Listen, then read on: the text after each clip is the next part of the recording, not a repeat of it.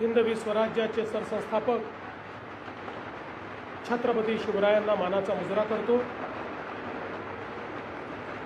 भारतीय राज्यघटनेचे शिल्पकार भारतरत्न डॉक्टर बाबासाहेब आंबेडकर यांना मानवंदना अर्पित करतो।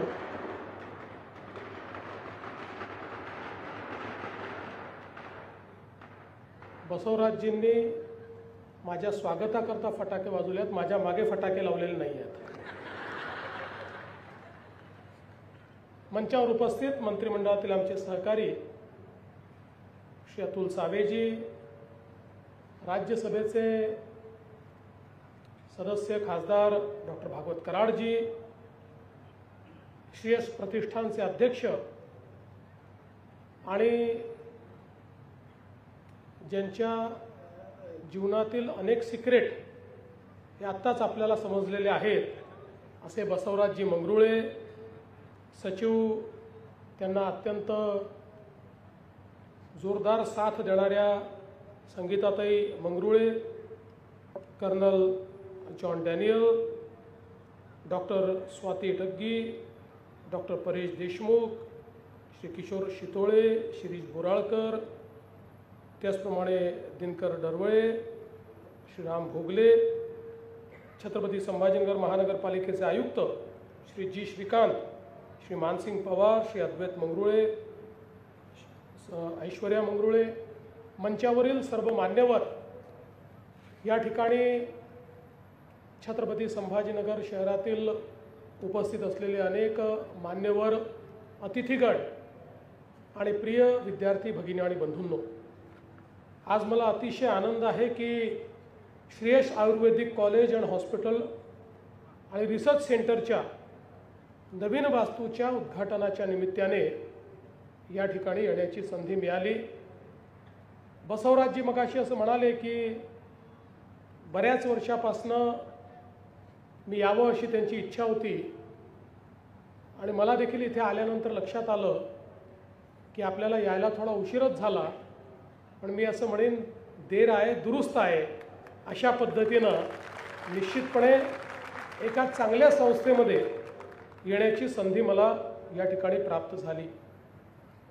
बसवराजजींनी अतिशय मेहनतीतून ही संस्था या ठिकाणी उभी केली।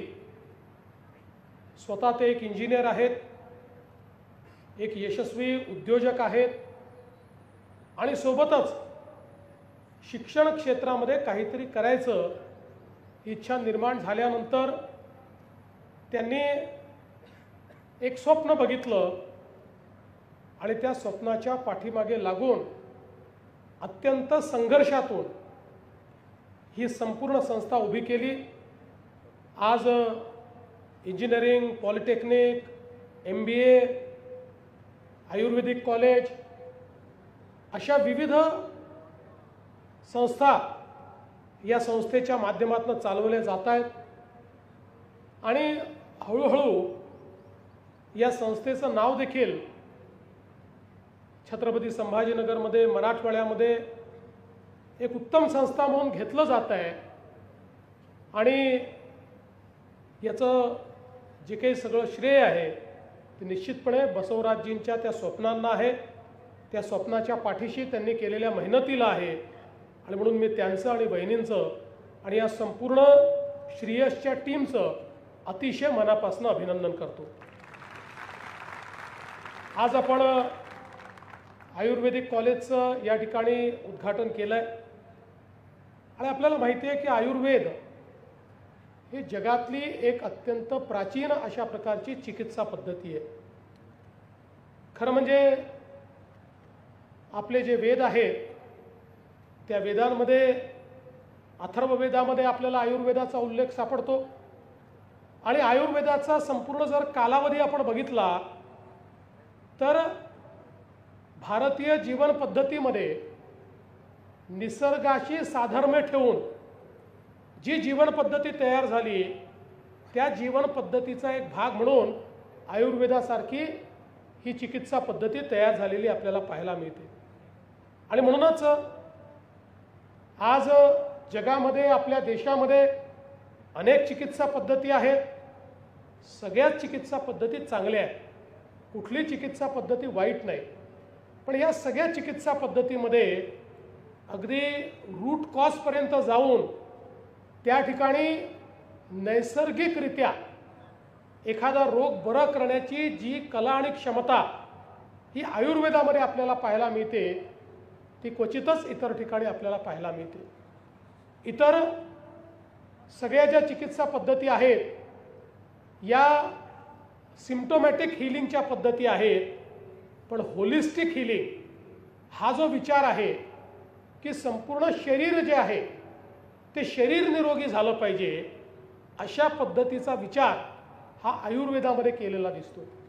आणि म्हणून आज ज्यावेळी आपण मोठ्या प्रमाणात सगळ्या गोष्टी नैसर्गिक असल्या पाहिजे, ऑर्गॅनिक असल्या पाहिजे, आपण प्रदूषण रहित जीवन असलं पाहिजे, वातावरणातल्या बदलाचा आपल्यावर परिणाम होतोय त्यातनं आपल्याला बाहेर पडलं पाहिजे, सस्टेनेबिलिटी असली पाहिजे, अशा प्रकारच्या अनेक गोष्टी बोलतो.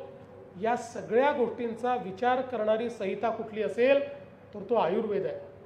आणि आयुर्वेदामध्ये आपल्याला माहिती आहे, चरक संहिता असेल, सुश्रुत संहिता असेल, या प्रत्येक संहितेने त्या ठिकाणी प्रत्येक ऋतूच्या अनुसार, कालाच्या अनुसार त्या संहितेमध्ये जी काही पद्धती दिलेली आहे ही इतकी सायंटिफिक पद्धत आहे, इतकी विज्ञाननिष्ठ अशा प्रकारची पद्धत आहे की खऱ्या अर्थानं संपूर्ण चिकित्सा पद्धती ही आपल्या नैसर्गिक हिलिंग सिस्टीम आणि कॉस्मिक जी काही आपली व्यवस्था आहे या दोघांचं मिश्रण करून आणि त्यातनं वैज्ञानिकदृष्ट्या विकसित करण्यात आलेली अशा प्रकारची पद्धती असल्यामुळे निश्चितच आपण हे देखील बघितलं की एक काळ असा होता की जगामध्ये ही जी आपली आयुर्वेद ही पारंपरिक चिकित्सा पद्धती, प्राचीन चिकित्सा पद्धती ही एक सर्वोच्च परमोच्च बिंदूवर गेलेली आपण बघितली. अर्थातच नंतरच्या काळामध्ये विशेषतः 10व्या शतकानंतर जी आक्रमणं आपल्यावर झाली त्या आक्रमणानंतर जे काही आक्रांत्य होते त्या आक्रांत्यांनी जी पद्धती आणली त्या पद्धतीचा अवलंब आपण करू लागलो आणि त्यातनं आपल्या या पारंपरिक चिकित्सा पद्धती थोड्या मागे पडल्या, त्याच्यामध्ये एक प्रकारचं मिश्रण देखील त्या ठिकाणी झालं. पण मला आनंद आहे की देशाचे प्रधानमंत्री माननीय नरेंद्र मोदीजी यांनी पुन्हा एकदा सांगितलं की आपली जी काही ही प्राचीन चिकित्सा पद्धती आयुर्वेद, या आयुर्वेदाला पुनर्प्रतिष्ठित करण्याचं आता ही गरज आहे.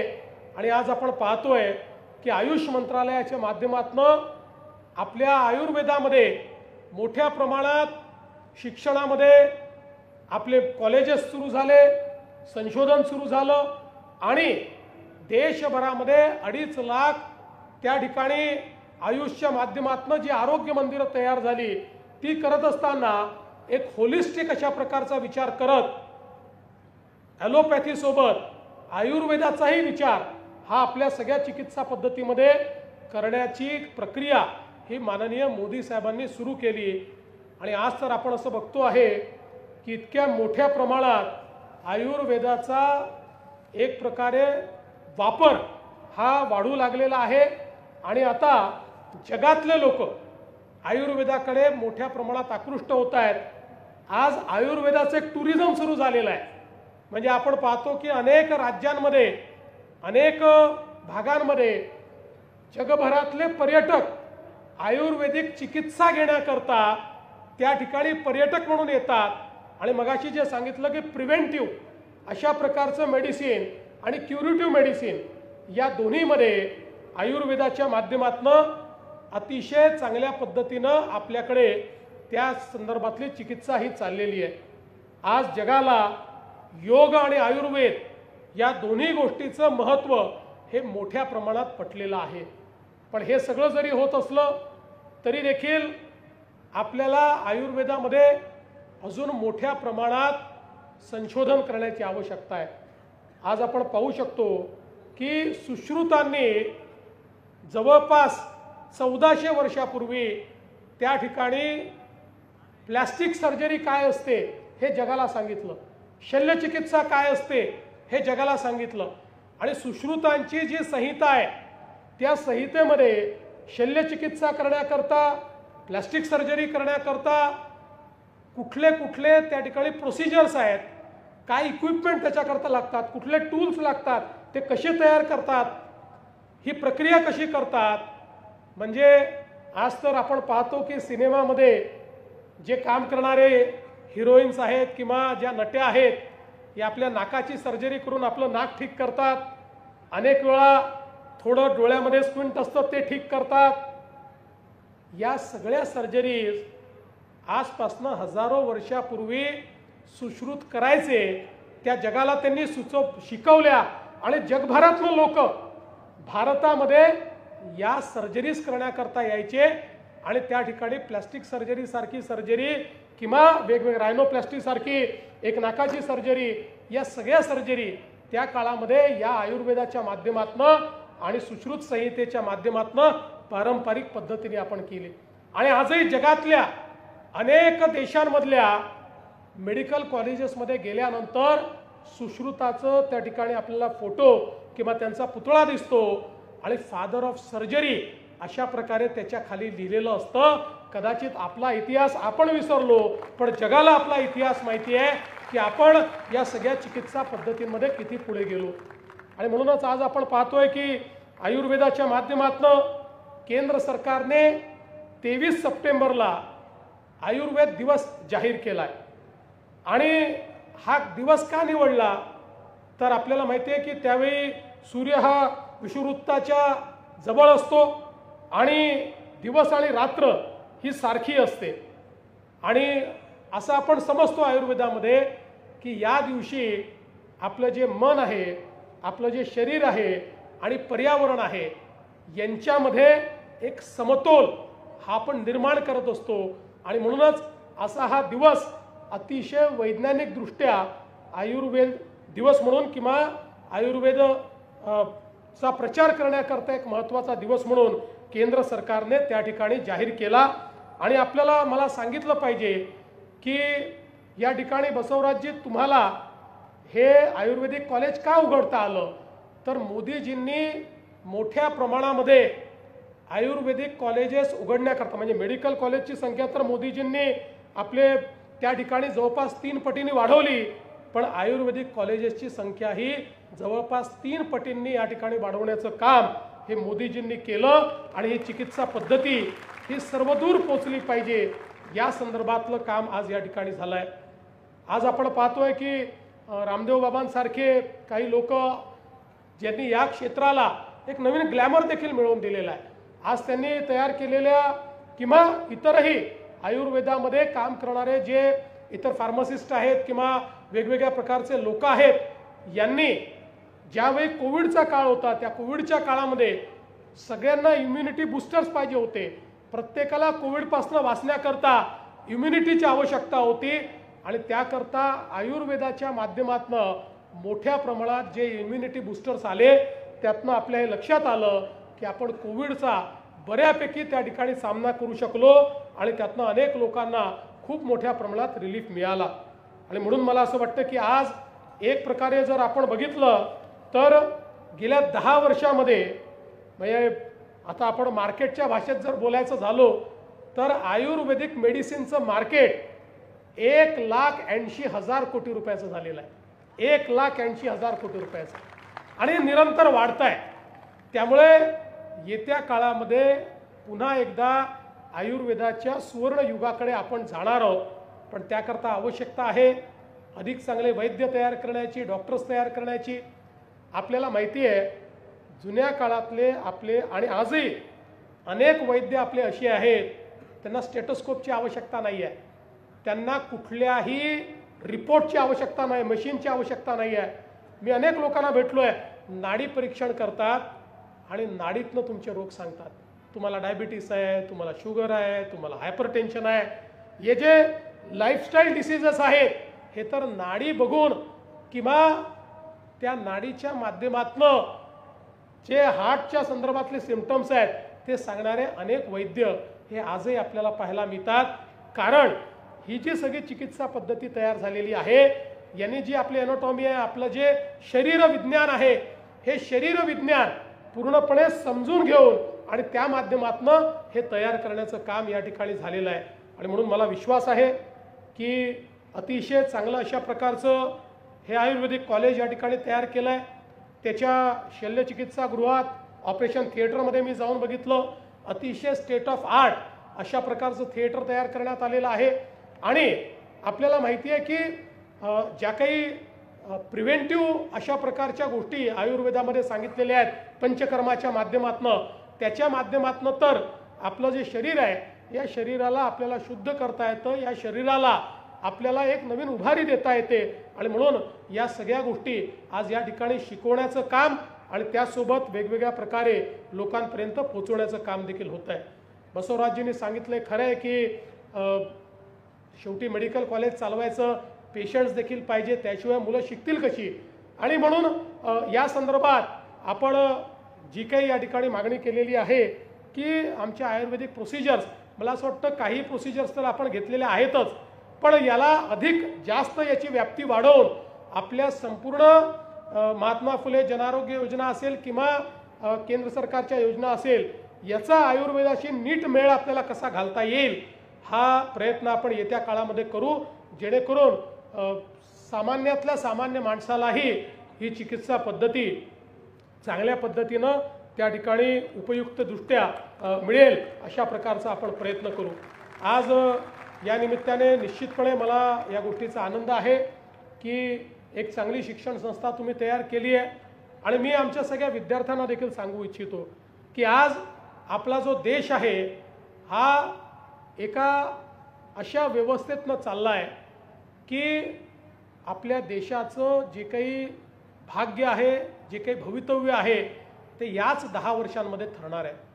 कारण आपण जर बघितलं तर जगामध्ये सर्वात जास्त युवांची लोकसंख्या असलेला देश आपला भारत देश आहे, सर्वात जास्त युवांची लोकसंख्या असलेला। आज डेमोग्राफी ही जगामध्ये सर्वात यंग डेमोग्राफी आपली आहे। भारताचं सरासरी वय हे 27 वर्ष आहे। भारतामध्ये जवळपास 55% लोक असे आहेत की ज्यांचं वय हे 25 वर्षाच्या आत आहे। त्यामुळे इतक्या मोठ्या प्रमाणात यंग पॉप्युलेशन घेऊन भारत पुढे निघाला आहे। आणि म्हणूनच ही भारताची क्षमता प्रधानमंत्री मोदयांनी समजून घेतली आणि त्यातनं त्यांनी मेक इन इंडिया, त्यातनं त्यांनी स्टार्टअप इंडिया, त्यातनं त्यांनी स्किल इंडिया यासारखे वेगवेगळे कार्यक्रम हातात घेतले।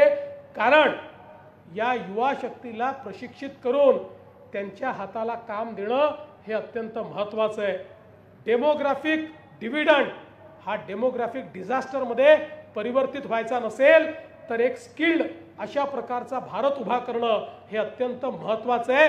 हे मोदीजींनी लक्षात घेतलं आणि आपण बघा काय चमत्कार आहे की केवळ 10 वर्षामध्ये जो भारत आणि ज्या भारताची अर्थव्यवस्था जगामध्ये 11व्या क्रमांकावर होती, त्या भारताची अर्थव्यवस्था आता जगामध्ये 3ऱ्या क्रमांकावर येऊ घातली आहे। लवकरच ती 3री होईल आणि त्यानंतर 2री होईल आणि कदाचित 2047 पर्यंत जगातली सगळ्यात मोठी अर्थव्यवस्था आपल्या भारताची अर्थव्यवस्था होणार आहे।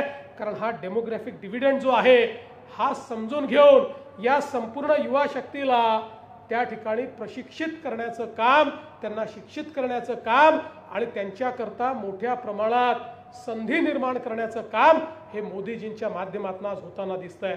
आज आपण संभाजीनगरचा विचार केला तर गेल्या 10 वर्षामध्ये संभाजीनगरमध्ये आपण त्या ठिकाणी ऑरिक सिटी सारखी एक सिटी तयार केली, DMIC आपण तयार केलं। आज परिणाम काय आहे? पूर्वी खऱ्या अर्थानं आपली इंडस्ट्रियल ग्रोथ ही पुण्याला थांबायची, थोड्या प्रमाणात संभाजीनगरपर्यंत पोहोचायची, पण आता ईव्हीच्या क्षेत्रामध्ये छत्रपती संभाजीनगरने पुण्यालाही मागे टाकलेला आहे आणि एक इतकी मोठी इकोसिस्टीम ईव्हीची या ठिकाणी तयार झाली। आज आम्ही ज्यावेळी इंडस्ट्री घेऊन या ठिकाणी येतो किंवा कुठल्याही इंडस्ट्रीला इथे इन्व्हेस्टमेंट करायला सांगतो, त्यावेळी इथे आल्यानंतर इथली इकोसिस्टीम बघितल्यानंतर ते या ठिकाणी इन्व्हेस्टमेंट करायला तयार होतात, नव्हे तर आम्हाला इथेच करायची आहे अशा प्रकारची त्यांची भावना तयार होते। आणि अर्थातच मंचावरही आमचे इंडस्ट्रीजचे सगळ्या संघटनांचे लोक बसले आहेत, आमचे अतुलजी सगळे आमचे नेते आहेत, या सगळ्यांनी खूप मोठ्या प्रमाणात ही इकोसिस्टीम तयार केली आहे। पण हे सगळं या ठिकाणी आपण करतो आणि मला विश्वास आहे की येत्या काळामध्ये इतक्या मोठ्या प्रमाणात सगळ्याच क्षेत्रांमध्ये ही जी काही ग्रोथ होणार आहे ती ग्रोथ सस्टेन करण्याकरता जो ह्यूमन रिसोर्स आपल्याला लागतो तो ह्यूमन रिसोर्स हा आपल्या या महाविद्यालयांच्या आपल्या युनिव्हर्सिटीजच्या माध्यमातून तयार होणार आहे। मी बसवराजजींना एकच विनंती करेन की बसवराजजी अतिशय सुंदर कॅम्पस आहे, अतिशय कल्पकतेने आपण तयार केलं आहे, इथली हिरवळ ही बघण्यासारखी आहे, इथलं वॉटर कन्झर्वेशन हे खूप चांगल्या पद्धतीने आपण केलेलं आहे, इथलं सगळं इन्फ्रास्ट्रक्चर चांगलं आहे। आणि म्हणून आता आमचे विद्यार्थी जे आहेत या विद्यार्थ्यांना अधिक गुणवत्तेकडे कसं नेता येईल, आपल्या ॲक्रेडिटेशनमध्ये आपल्याला अधिक गुणवत्तापूर्ण ॲक्रेडिटेशन कसं मिळवता येईल याच्याकडे आपण अधिक लक्ष द्यावं। आणि बसवराजजींबद्दल मी एक गोष्ट बघितलेली आहे, या माणसाने जे मनात घेतलं ते तो माणूस करतोच। त्यांनी सांगितलं की मला सगळे जिद्दी म्हणतात, पण मी तुम्हाला एक सांगतो, जिद्दीशिवाय माणूस कधीच कुठलं काम पूर्ण करू शकत नाही। तुम्हाला माहिती आहे, मंजिलें उन्हीं को मिलती हैं जिनके सपनों में जान होती है, पंख से कुछ नहीं होता हौसलों से उड़ान होती है। त्यामुळे हौसले पाहिजे, हिम्मत पाहिजे, हिमतीनं पुढे गेलं पाहिजे। हिमतीनं जर पुढे गेलो तर आपण काही करू शकतो। आणि म्हणून मला विश्वास आहे की येत्या काळामध्ये गुणवत्तेच्या बाबतीत या ठिकाणी वेगवेगळ्या मानकावर आपली ही कॉलेजेस या ठिकाणी देशातल्या इतर कॉलेजेसची मोठ्या प्रमाणात कॉम्पिटिशन करतील हा विश्वास मी व्यक्त करतो। आणि या चांगल्या संस्थेमध्ये आपण मला निमंत्रित केलं, या कॉलेजचं उद्घाटन करण्याची संधी मला दिली, या सगळ्या आमच्या विद्यार्थी भगिनी आणि बंधूंशी 2 शब्द बोलण्याची संधी दिली, त्याबद्दल तुमचे मनापासून आभार मानतो। ज्यांनी अतिशय उत्कृष्ट अशा प्रकारचं स्वागत गीत गायलं ते आमच्या सर्व भगिनींचं बंधूंचं देखील अतिशय मनापासून त्यांचं कौतुक करतो, त्यांचेही आभार मानतो आणि माझे 2 शब्द संपवतो। धन्यवाद। जय हिंद, जय महाराष्ट्र। धन्यवाद।